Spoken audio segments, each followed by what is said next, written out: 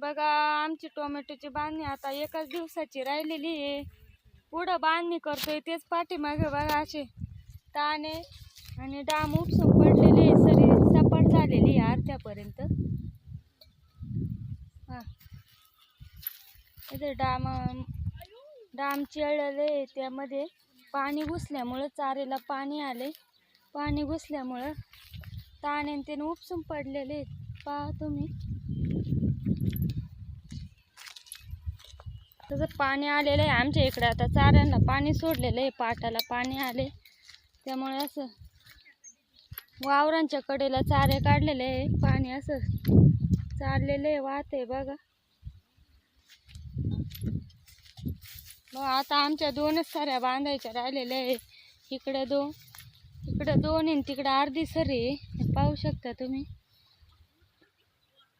एका दिवसाची आमची बांधणी राहिलेली आहे. चला तर मग घेतो बांधून.